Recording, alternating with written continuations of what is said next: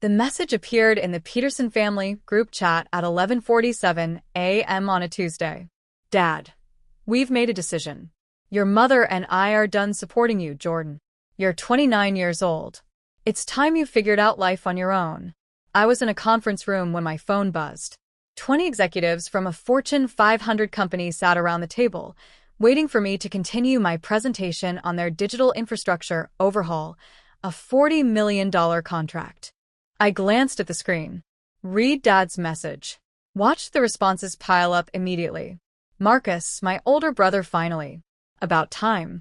He's been leeching off you guys forever. Rebecca, my younger sister, maybe now he'll get a real job instead of that tech consultant nonsense.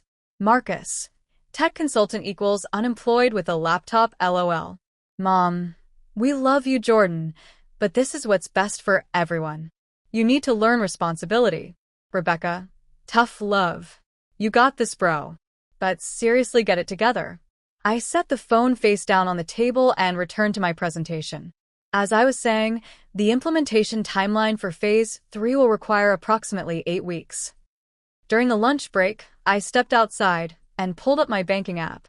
Found the account labeled Family Support Operations. Clicked through to the automatic payment schedule. Mortgage payment to First National Bank, Peterson residence, $3,200 per month. Car payment, Dad's Lexus, $780 per month. Car payment, Mom's Mercedes, $695 per month. Utilities, gas/electric, $340 per month. Utilities, water, $95 per month. Phone plan, family, 5 lines, $310 per month. Home insurance, $425 per month. Property tax escrow, $650 per month. Total monthly, $6,495. I'd been making these payments for 5 years. 60 months. $389,700 total. My parents thought they were paying their own bills. The money appeared to leave their account on schedule every month. What they didn't know is that it immediately bounced back from a corporate account I'd set up, making it look like their payments had processed while my money actually covered everything. It had taken some sophisticated financial structuring, but I'd wanted them to maintain their dignity. To never feel like charity cases. To never know their disappointment. Son was the only thing standing between them and foreclosure. I canceled every automatic transfer. Then I typed a single word into the family chat. Understood. The backstory started 6 years ago, when I was 23.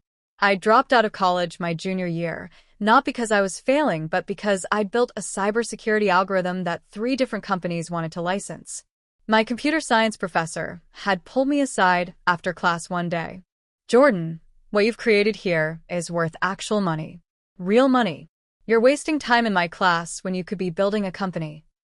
My parents will kill me if I drop out, I'd said. Your parents will get over it when you're successful. He'd been half right. I dropped out, licensed my algorithm to a mid-sized tech firm for $800,000, and used that money to start my own consulting company. Within 18 months, I was pulling in $40,000 monthly in contracts. By year 3, I was clearing $150,000 monthly. My parents never believed any of it. Tech consulting, Dad would say with air quotes whenever anyone asked what I did. Which is a fancy way of saying he plays on computers all day. He dropped out of college, Mom would add, her voice tight with shame. We tried to raise him right, but the truth was simpler and more painful. I didn't fit their narrative. Marcus was the golden child, law degree from Georgetown, married to a doctor, 2 kids, a house in the suburbs. He made $190,000 a year as a corporate attorney and never let anyone forget it. Rebecca was the princess, marketing director at a mid-sized firm, engaged to a financial analyst, constantly posting aesthetic Instagram photos of her blessed life. She pulled in about $85,000 annually and spent most of it on maintaining appearances. Then there was me, college dropout, single, living in a modest apartment, driving a 4-year-old Toyota. I didn't look successful by their metrics, so I couldn't be successful. Never mind that I was pulling in $1.8 million annually. Never mind that I'd been featured in 3 tech industry publications. Never mind that Fortune 500 companies flew me across the country to solve their problems. I didn't have the degree, didn't have the wife, didn't have the suburban house with the two-car garage. So, I was the family embarrassment. The financial support started almost accidentally. 5 years ago, I'd been visiting for Sunday dinner when I'd overheard Dad on the phone in his study. "I understand the payment is late," he'd been saying, his voice strained. "My company had some cutbacks. Yes, I'm still employed, but the commission structure changed. I can get you $1,500 by Friday, but the full $3,200 might take until the 15th. He'd seen me in the doorway and ended the call quickly. "Everything okay?" I'd asked. "Fine. Just some cash flow timing. Nothing for you to worry about." His tone had made it clear the conversation was over. I'd done some quiet digging over the next week. Dad worked in commercial real estate sales, an industry that had taken a beating in the previous recession. His commissions had dropped by 60%.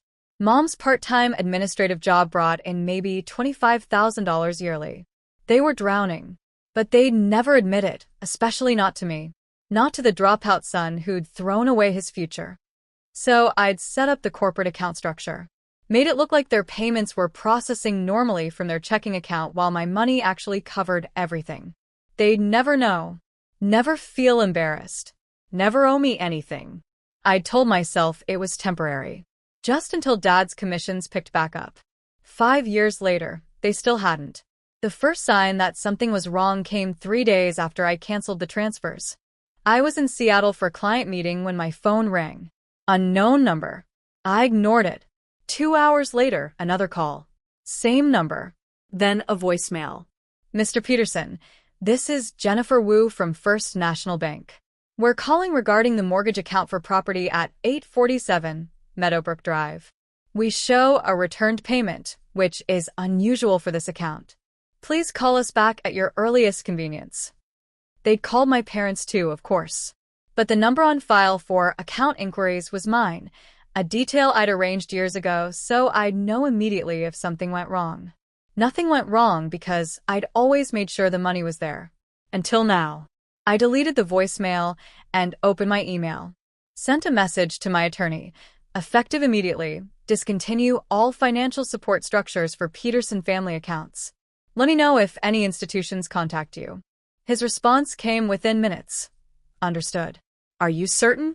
This will create immediate financial stress for them. I'm certain. The family group chat stayed quiet for almost a week. Then, the following Monday night, my phone exploded. "Mom, Jordan, have you been having any issues with your bank? We're getting some strange notices." I was at a business dinner. I glanced at the message and set the phone aside. 20 minutes later. "Dad, Jordan, I need you to call me. It's important." Then, "Marcus, yo. Mom and Dad are trying to reach you. Pick up your phone. Rebecca. Where are you?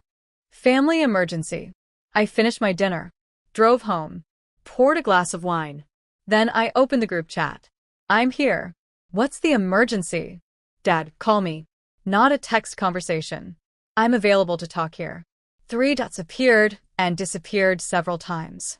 Then, "Dad, there's been some kind of bank error. Multiple payments bounced this week. Mortgage, car loans, utilities. We're trying to sort it out, but the bank is saying our backup payment source was discontinued. I have you listed as an account contact for some reason. Maybe from when you lived here? Did they call you?" My heart rate stayed perfectly calm. I'd spent 5 years preparing for this moment, even though I'd hoped it would never come. They called. I told them I'm no longer associated with those accounts. "Mom, what do you mean?" "Jordan, this is serious. We could get late fees." "I understand. That sounds stressful." "Marcus, dude, what's wrong with you? Help them figure this out." "I'm not sure what you want me to do. Dad said they're done supporting me, so I'm being independent like you all wanted. I assume you're all handling your own finances too."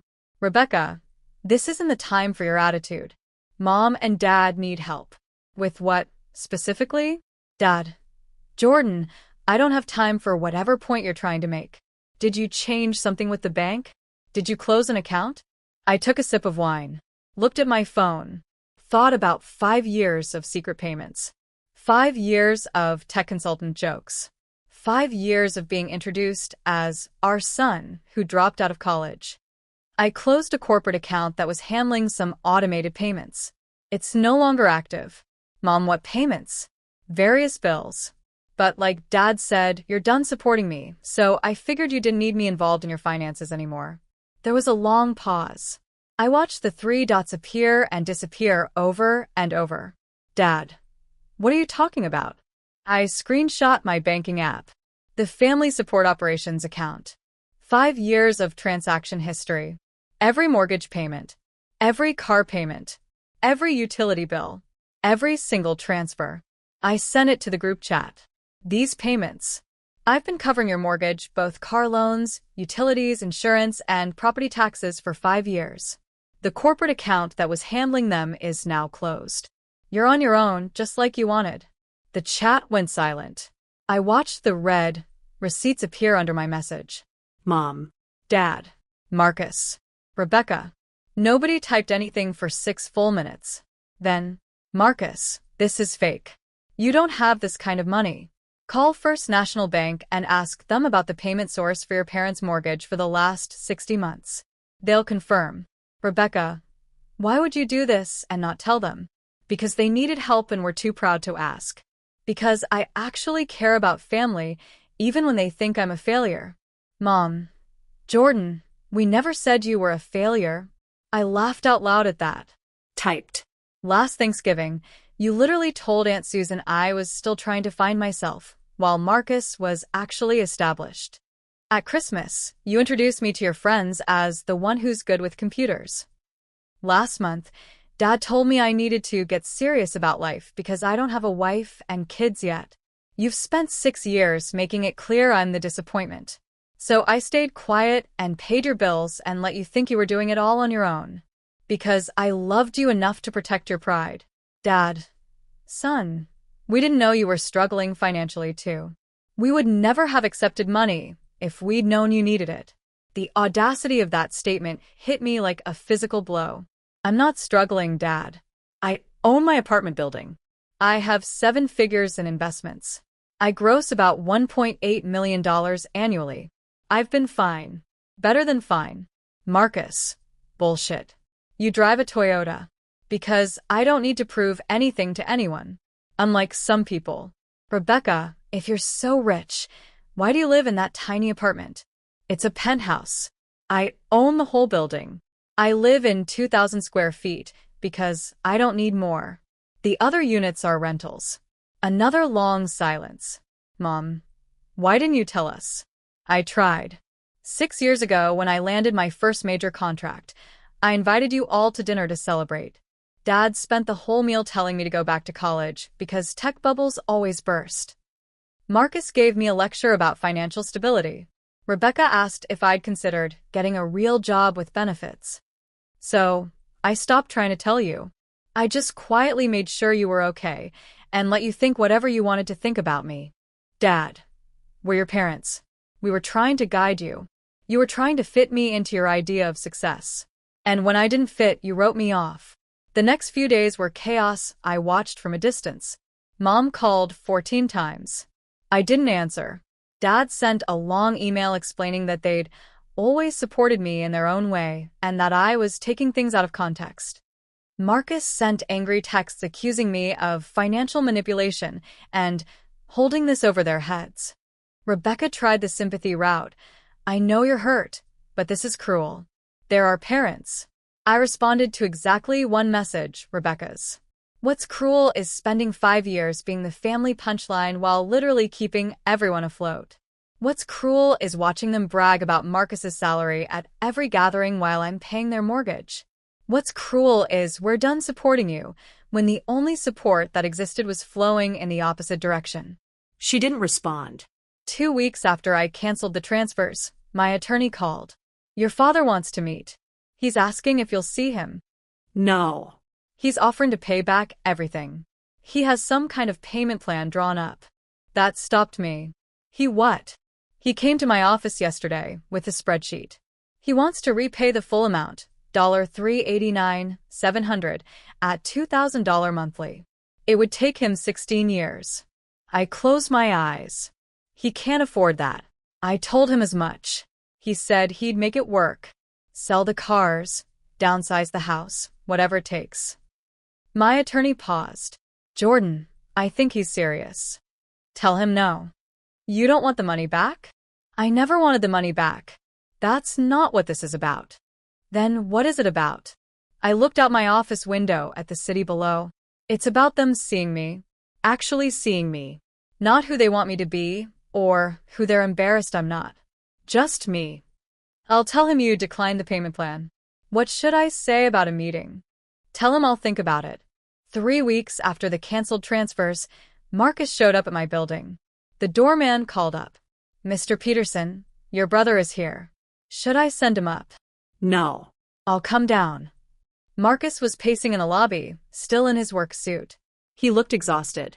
Nice building, he said when he saw me. You really own this? Yes. All 6 units. Yes. He ran a hand through his hair. Jesus, Jordan. Why didn't you say something? I did. None of you listened. I mean, really say something. Show us. Prove it. I shouldn't have to prove my worth to my own family. I stayed standing. Didn't invite him to sit. What do you want, Marcus? Mom's a wreck. Dad's trying to sell his car. Rebecca won't stop crying because she feels guilty. He met my eyes. You made your point. Can we fix this now? What point do you think I made? That we underestimated you. That we were wrong. Fine. We were wrong. You're successful. We get it. Now can we move past this? I laughed, but there was no humor in it. You think this is about proving I'm successful? Isn't it? Marcus, I paid their bills for 5 years. I never told them. Never asked for credit. Never threw it in anyone's face. I did it because they needed help, and I could help them. My voice stayed level. And the thanks I got was being told they were done supporting me in a family group chat while you all laughed. That's not about success. That's about basic human respect. We didn't know. You didn't ask. That's different. I headed toward the elevator. Tell Mom and Dad I'll pay for the mortgage for 2 more months. That gives them time to refinance for an amount they can actually afford. After that, they're on their own. Truly on their own. Jordan, wait. I'm not doing this, Marcus. Not today. Not with you. The elevator doors opened. You spent 6 years making jokes about my career. You want to fix things? Start by looking in the mirror. I stepped into the elevator and pressed the button before he could respond. 6 weeks after everything imploded, I received a letter in the mail. Actual pape, actual stam. My father's handwriting on the envelope. I almost threw it away. Instead, I poured a drink and opened it. Jordan, I don't know if you'll read this. I don't blame you if you don't. Your mother and I met with a financial counselor this week. We're downsizing to a smaller house, something we can actually afford on our income. We sold both cars and bought used ones with cash. We're cutting expenses everywhere we can. We should have done this years ago. We were living beyond our means and too proud to admit it. Too proud to ask for help. And when help came from you, we were too blind to even see it. Marcus showed me the messages from 6 years ago. When you tried to tell us about your first big contract, I read what I wrote to you that night. Tech bubbles always burst. Get a real job. I don't remember saying those things, but I believe you that I did. I'm not asking for forgiveness. I'm not asking for anything. I just want you to know that I see you now. I see what you built. I see what you did for us. I see who you are. And I'm sorry it took losing everything to open my eyes. I love you, son. I'm proud of you. I should have said that more. I should have said it ever. Dad. I read it 3 times. Set it down. Picked it up and read it again. Then I called my attorney. The payment plan my father proposed, is he still offering it? Yes. He's been calling weekly to ask if you've reconsidered. Tell him no again. Tell him the debt is forgiven. All of it. Jordan, are you? Tell him it was never alone. It was family taking care of family. Tell him. I paused.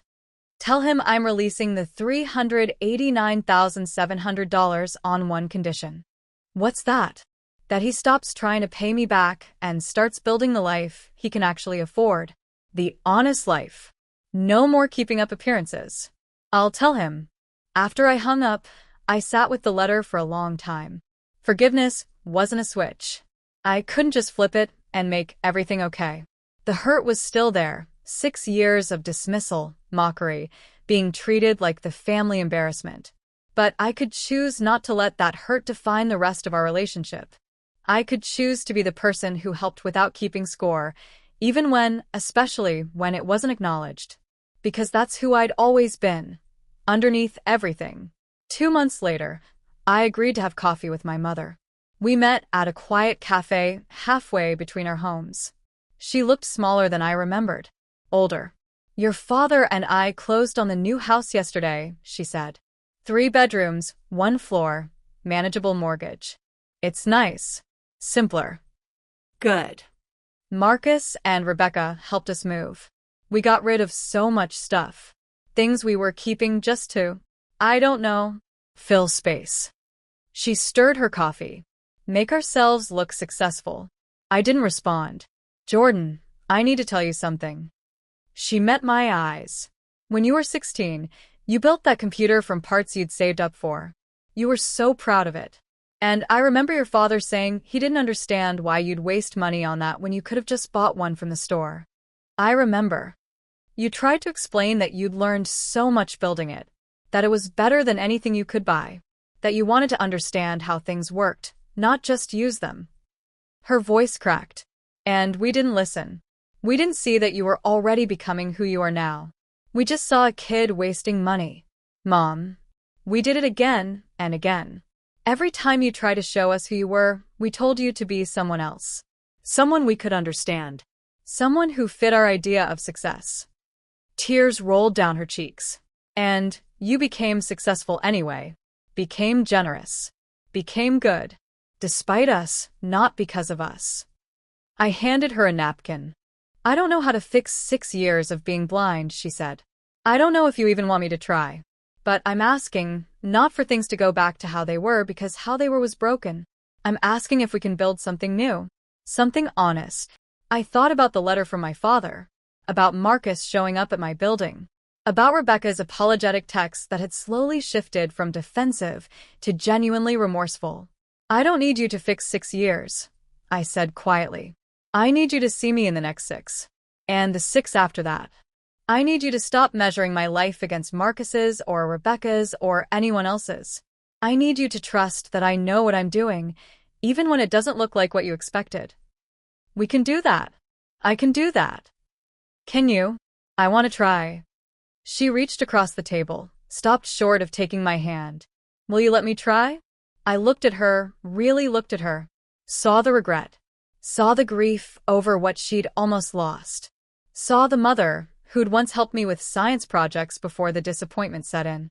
Yeah, I said finally. I'll let you try. The family group chat stayed quiet for 3 months. Nobody used it. Too many bad memories. Then one day, a new chat appeared. New beginnings with just 4 members. Mom, Dad, Marcus, Rebecca, and me.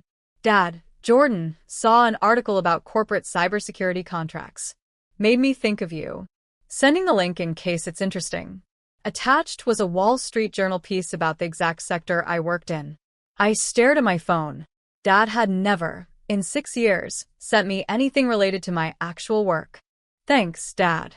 I'm actually quoted in this piece. Page 3. Dad, are you really?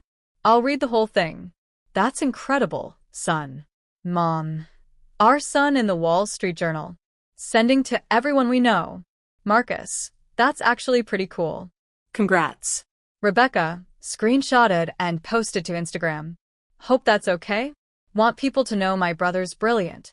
I smiled despite myself. It's okay. It wasn't everything. It wasn't 6 years of pain erased. But it was a start. A year after I canceled those transfers, we had Thanksgiving at my parents' new house. It was smaller than the old place. The furniture was mismatched. The dishes didn't all coordinate. But Dad carved the turkey without any speeches about Marcus's achievements. Mom didn't compare anyone's life choices. Rebecca asked genuine questions about my current projects. Marcus actually listened to the answers. After dinner, Dad pulled me aside. I've been attending this financial responsibility workshop, he said. Learning to budget properly. Live within means.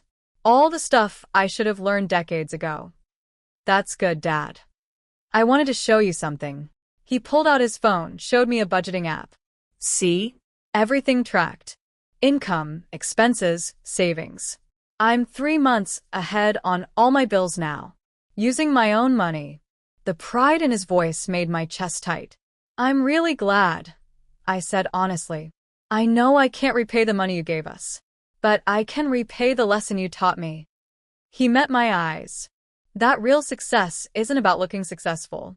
It's about being honest, being stable, being the kind of person who helps others without needing credit. You taught me that lesson first, I said quietly. Before things got complicated, you used to help neighbors fix their cars for free. Remember? He blinked, surprised. I'd forgotten about that. I hadn't. That's who I thought fathers were supposed to be. That's who I tried to be. We stood there in his modest kitchen in the house he could actually afford, and for the first time in 6 years I felt like he actually saw me. I'm proud of you, Jordan. The work you do. The person you are. I should say that more. Yeah, I said. You should. I'm proud of you, son. Thanks, Dad. It wasn't everything, but it was enough.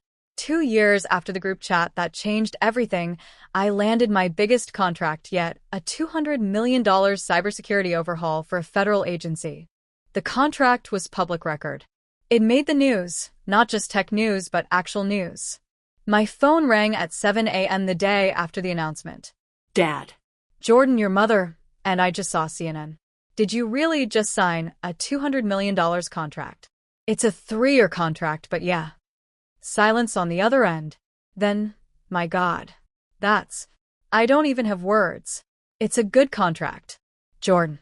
His voice was thick. I'm sorry. For what? For every time I told you to get a real job. For every time I implied you weren't successful. For every single time I made you feel like you needed to prove yourself. He paused. You were running circles around all of us, and we were too stupid to see it. It wasn't about running circles around anyone. I know. That's what makes it worse. You weren't trying to show us up. You were just being yourself, doing your work, and taking care of your family. And we punished you for it. I looked out my office window at the morning sun rising over the city. We're good, Dad. Really? Are we? Yeah. We are. And I meant it. Some endings aren't neat. Some family wounds don't fully heal. But some relationships get rebuilt. Not into what they were, but into something different. Something honest. My parents never met the version of me that needed their approval. That version stopped existing the day I canceled those transfers. But they know the version of me that exists now. The one who's successful on his own terms.